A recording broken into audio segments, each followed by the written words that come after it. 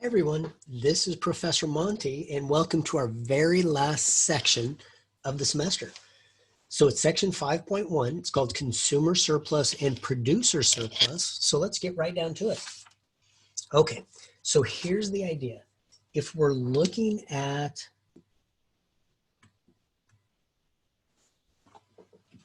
a curve and say we've got the bottom is quantity, so that's X, and we're gonna let the y-axis be the price. So that's P, so this is in dollars. Okay, so here's where we start off. We've got two curves that we're looking at. We've got one curve that's called the demand curve. Now, at a very high price, consumers aren't going to demand any. So at a certain price, at a high enough price, the demand's going to be zero. But as the price comes down, the quantity demanded is going to increase. So we've got some kind of curve, we'll say like this. This is going to be my demand curve. So that's, we'll just call it demand or D of X. Now we've also got a curve that is the supply curve. And the supply curve at a very low price, the producer's not willing to supply any at all. So we're going to be down here someplace.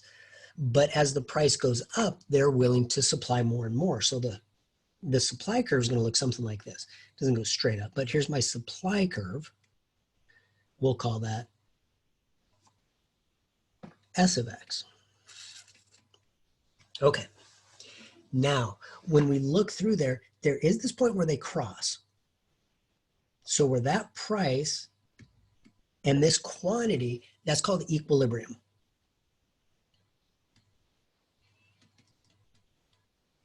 That is the exact price where at that price, the quantity demanded by the consumers is going to equal the quantity that the producers are willing to supply. And so that's our equilibrium price. So we'll call this the quantity at equilibrium, and this will be the price at equilibrium. Okay, now we're talking about this graph that we have right here. And so what's happening is we're going to look at some stuff in there. Notice that box itself is total revenue. So let's see. The box is total revenue. And let's see if that makes sense. The reason it's total revenue, think about how we do that. Revenue is just price times quantity. Well, price is up to from 0 to P sub B, that's my price. And the Q sub B, that's my quantity. So it's just revenue is price times quantity, which we already know that's the revenue function. And notice here, it's a geometric location. It's that rectangle. And the area of a rectangle is length times width, which price times quantity. Okay. But there's some other things in there that we're talking about specifically in here. When I look at this curve, so think about it. If I'm at a, let's get another color. So say this quantity right here. Now, this quantity demanded would be at a certain price where I'm right here. So at whatever this price is right here, the producers are only willing to supply that amount. But here's the good news for the suppliers. They've already decided on this equilibrium price and quantity. So there was a person that was willing to pay this much. That's on the demand curve at that same quantity. So say that's quantity of 1. The producer was only willing to produce at 1. They were willing to accept this really low price. But they don't get that low price. They get the price at equilibrium. So there's stuff up here where the producer gets more money than they were willing to accept for it because they're going to get the equilibrium price. And they were willing to only sell this first quantity at that price. Similarly, there was a consumer that was willing to buy one for this higher price. They don't have to pay that higher price because the price that they're going to see at the store is going to be the equilibrium price. So this person up here was willing to pay this much for it up at this higher level up here. But they don't have to pay that level. They're paying down here at equilibrium. So let's erase some of that stuff and let's talk about what's actually happening and what we call these various things. So let me go to the eraser. Let me see if I can just erase this blue stuff.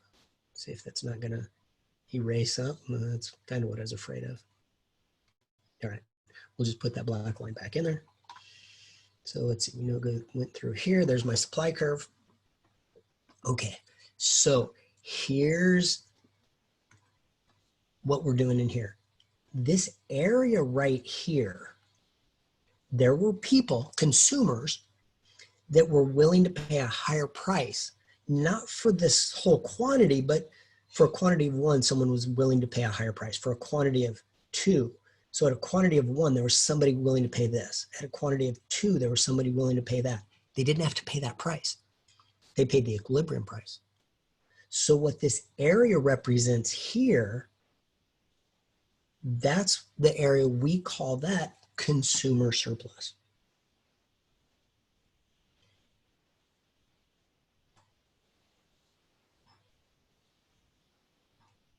And let's talk about what that is. That's additional money that the consumer was willing to spend on the product, but didn't have to. And in fact, I'll write that down in just a second. Well, let's write that down now. So consumer surplus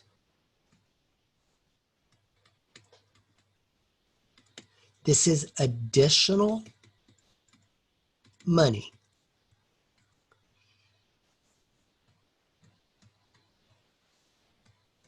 consumers were willing to spend.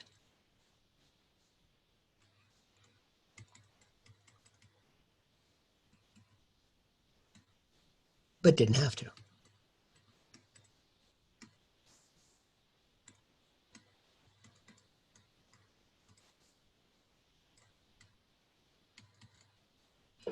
Now, it's an additional amount because they were willing to spend a certain amount. And I've done this where maybe I'll go into a store and I'll see a shirt that I want to buy.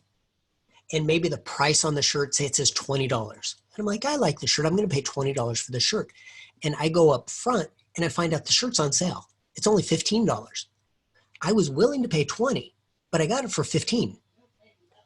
That extra $5 is consumer surplus to me. It's an additional amount I was willing to spend, but didn't have to because they were selling all those shirts at $15. In this case, because there was a sale. That's what consumer surplus is. We'll talk about how to find out what the formula is, but let's talk about what these are first. There's also an area right here. Now remember, at this quantity, so for say a quantity of one maybe, the producer was willing to sell it for this price. But for a quantity of two, the price went up. Think of things such as oil. For a low price, producers are only willing to produce or pump out so much oil because they've got oil in other wells, but it's harder to get to. It's going to be more expensive. But if the price goes up, they're saying, hey, for a higher price, I'm willing to open up this other oil well and increase the supply. Similarly, if I've got say I'm baking cookies, I'm willing to sell a certain number of cookies at a certain price. But if people say, hey, you know what? We want a lot more cookies. Then I have to think, oh, I have to hire somebody else to make the cookies. So I'm going to have to charge some more money. Or maybe I'm going to have to buy a new oven or maybe a whole new factory. So when the price goes up, the producer's willing to make more and more of whatever the product is. So this area here,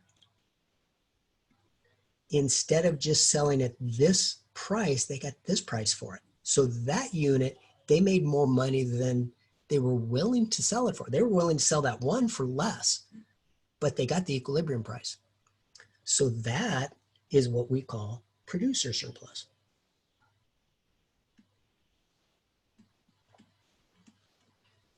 And so the producer surplus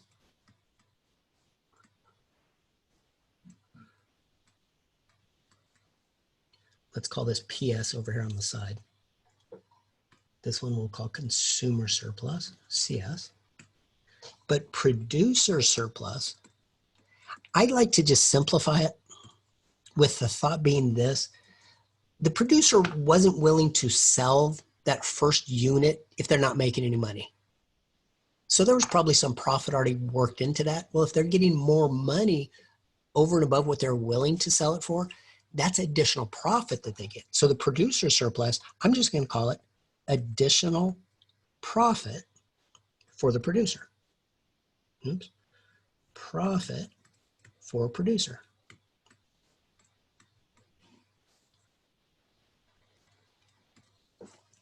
Okay, so we've got consumer surplus, which is additional money that consumers were willing to spend to get the product, but they didn't have to. Another way of looking at that, have you ever been on eBay and it says, what's the most you're willing to pay for this? What's your maximum bid? And say, you say, oh, my maximum bid's $100. But nobody bids up to $100 and you get it for 80. That $20, that difference between the 80 and 100 is consumer surplus. Again, you were willing to spend it, but you didn't have to because it sold for $80. And you were happy, oh, I was willing to spend up to 100. Okay, so we're familiar with these ideas. We just haven't talked about the terms before. Okay, so let's talk about that. Let's look at consumer surplus. So it's that blue area that we have in there. Well, it's the area under the demand curve, right? So it's the area below this curve, demand, and that's all consumers have control over is demand. But that area would be the area under the black curve all the way down to the x-axis up to where we have Q sub E. Notice we're going from 0 to Q sub E. How do we find an area? That's an integral. So it's that entire integral, but I'm not counting that box because I just want the blue shaded area. Well, remember that box is revenue. That's just price times quantity. So it's the area under the curve of the integral minus the box, revenue. Because the consumers spent whatever the total revenue is. That's how much they paid for the products. But they were willing to spend more. So consumer surplus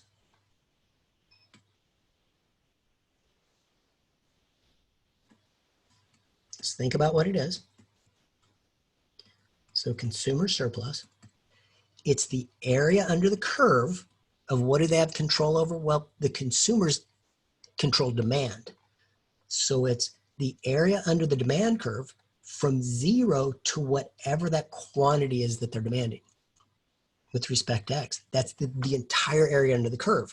But we just want, remember, the blue shaded area. So we have to subtract away the box, how much they actually did spend. Well, what they did spend was price times quantity. Now that price times quantity is not part of the integral. We do the integral, that's the total amount they were willing to spend minus price times quantity, which is what they did spend. So what's left over is the additional amount they were willing to spend but didn't have to. So that's my first formula, consumer surplus.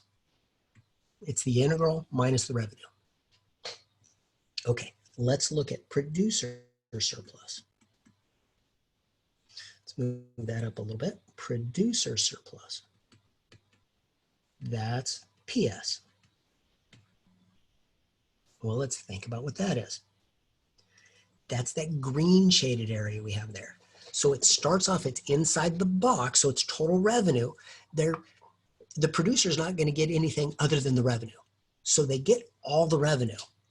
They were just willing to accept a little bit less. What were they willing to accept? Oh, the area under the black curve. So they were willing, with that there, they were willing to accept down to here, the supply curve. Remember, it's the producers, they control supply. So they were willing to accept just that area under that curve. But they got the whole box of money. They got all the revenue.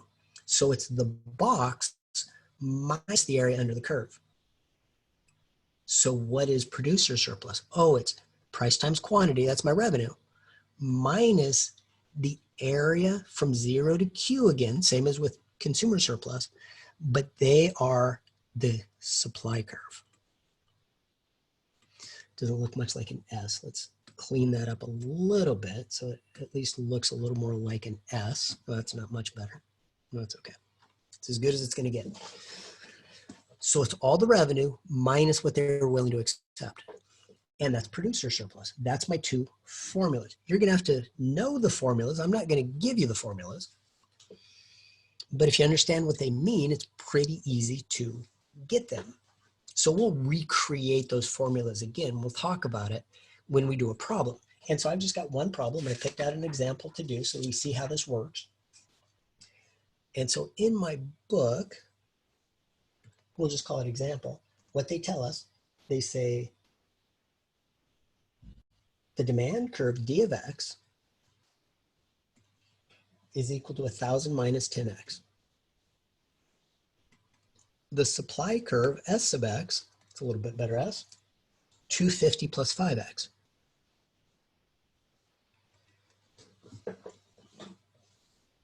And they ask us three things. The first thing they say is find the equilibrium point, then find and interpret the consumer surplus. They don't ask us to interpret, but I always do. And then find and interpret the producer surplus, both consumer surplus and producer surplus at equilibrium. So A, find equilibrium point.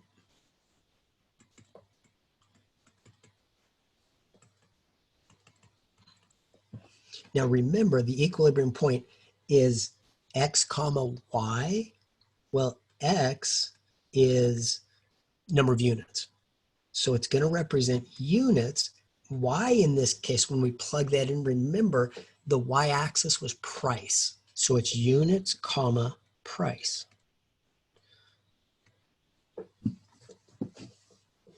All right, so that's what we have. So let's go ahead and find that. B, we'll go ahead and just state now. We'll just do these step at a time. Okay, so let's go ahead and find the equilibrium point. All right, so here's what we do. At equilibrium, that's when demand is exactly equal to supply. So I just set those two equal to each other. 1,000 minus 10X equals 250 plus 5X. And all I'm doing, oh, good heavens, my 5s and my S's are both horrible right now. Okay. So now I'm going to solve this for X. Well, these are linear, so I just get the X's on one side. I'll get them over to the right side so that I have a positive value of X.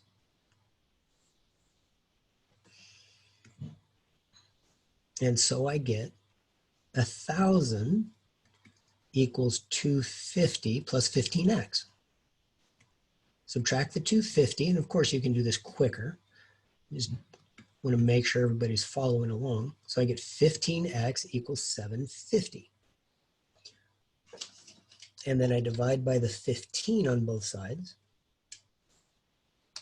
And I get X equals 50. So 50 equals X. That's my number of units, 50 units.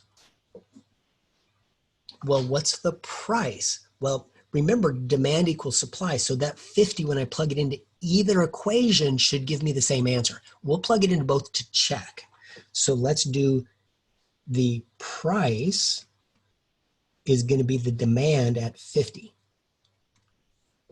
So let's go to demand equation. Oh, my demand equation is here, 1,000 minus 10X. So it's 1,000 minus 10 times 50. Well, that's 1,000 minus 500, which is 500. That's my dollars. So 50 units, $500 per unit. Let's check. Because the price is also the supply at 50. Well, let's check. The supply equation was 250 plus 5 times X. Well, X was 50. Oh, that's 250 plus 250, which is also 500. So we see, since those match, that actually is the price at equilibrium. So my equilibrium point is 50 units and $500. So that's my equilibrium point. All right, so we've got that done. So now let's go on to the next piece. We'll raise that out of the way for just a second. By my next piece, part B, says what's the consumer surplus? Okay, so remember, and if you remember what it represents, it's much easier to do. Consumer surplus, think what it is. It's all the money that consumers were willing to spend. Well, that's the integral from 0 to Q, we'll write the formula here, of, well, it's the consumers. They're the demanders of the demand curve. That's everything they were willing to spend, minus what they actually spent. Well, what they actually spent was the revenue, which is price times quantity. That's supposed to say revenue. So it's what they were willing to spend minus what they spent. Well, that's what we have. So my consumer surplus is 0 to 50. Remember, that was the quantity. The demand curve was right there, 1,000 minus 10x.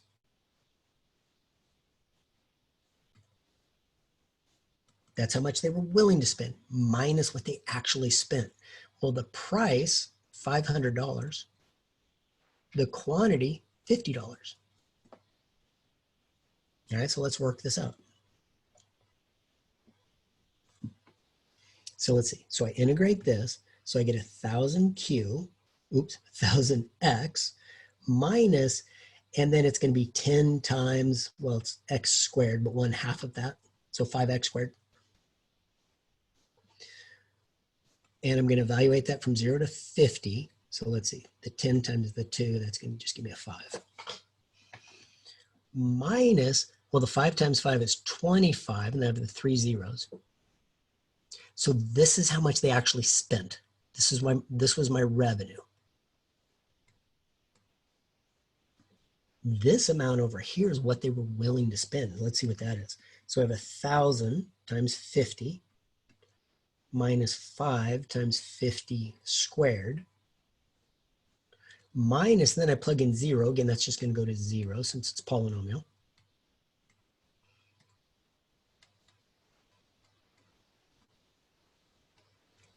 And then minus the 25,000 that they actually spent.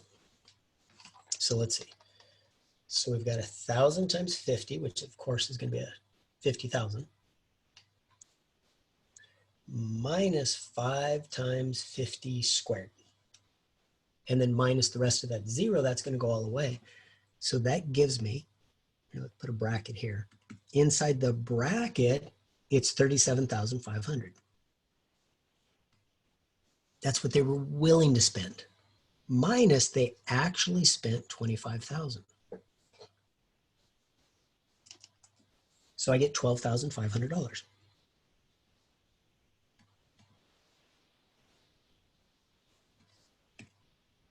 That's my consumer surplus. Now remember what that means. I'm going to make that 2 a little bit better. Here's what that means. Consumers were willing to spend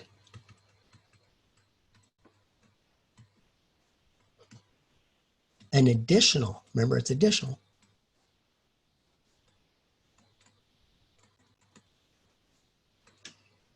$12,500.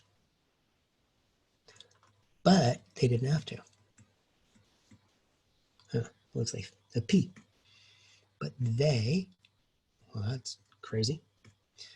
But they didn't have to.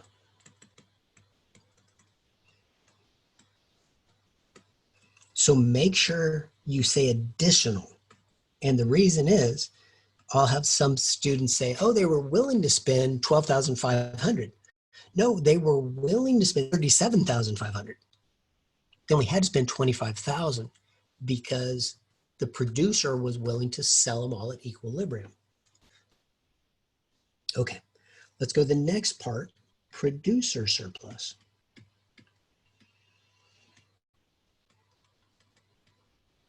And again, think about what that is. It's the additional profit that the producer gets. So it starts with all the money they get, the total revenue, minus what they were willing to spend or willing to sell it for, rather, which is 0 to Q. It's the producers, they control supply. And so that's my formula. So when I work this out, producer surplus, the price, again, that was $500. Let's see, price, $500, 50 units.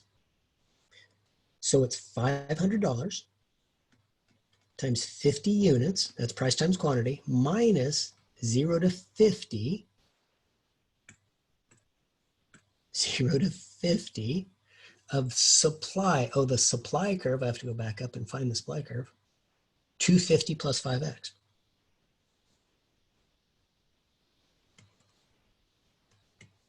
Respect x. All right, so let's figure this out. So let's see. The 500 times 50 again is 25,000. That's how much money they brought in. But they were willing to sell it for less. How much less? Well, let's check.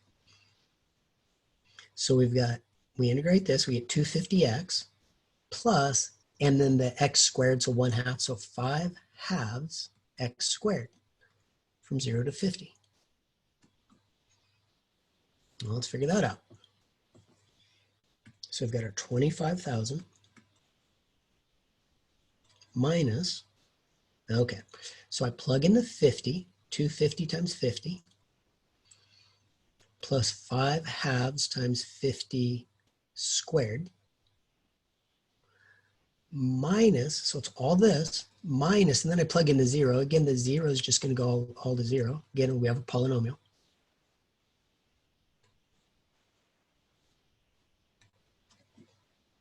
So this amount we see is 0.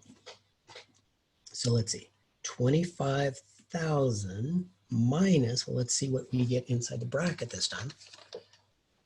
250 times 50 plus 5 divided by 2 times 50 squared.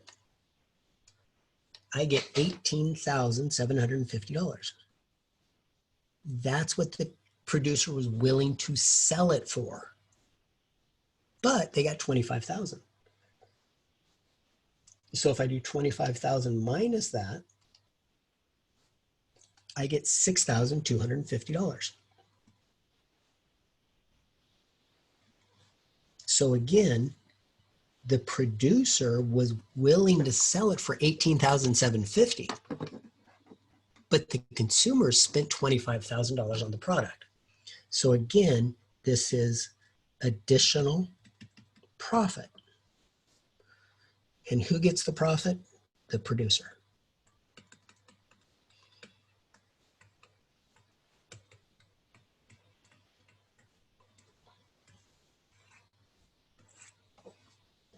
And so I like this application real well. It's an application of economics, and it talks about producer surplus and consumer surplus. But if you understand what they mean, I think it'll really help you understand how to set up the integrals and how to set up the subtraction so that you get the right answer. So anyway, all of the problems in this section work the same way. The only difference is when you're finding equilibrium, sometimes you may have to get things set equal to 0 and factor if you have an x squared in the problem, or you may have square roots that you have to clear, but the producer surplus and the consumer surplus always work the same way. It's always the same formula. Again, I would prefer you understand it rather than just memorize the formula. But the only thing that's going to change on these is finding the equilibrium point. But it's always the same way for that too. It's always demand equals supply, and then you just solve for x. All right. So hopefully that helps you out. Work on this. Again, this is the end of the material for the semester. So congratulations on making it this far. Get all this stuff done so that you can do well on the last test and on the final. All right. With that, I'm going to go ahead and sign off. So you guys have a great day, and make sure you get this stuff all figured out. All right. I will talk to you later.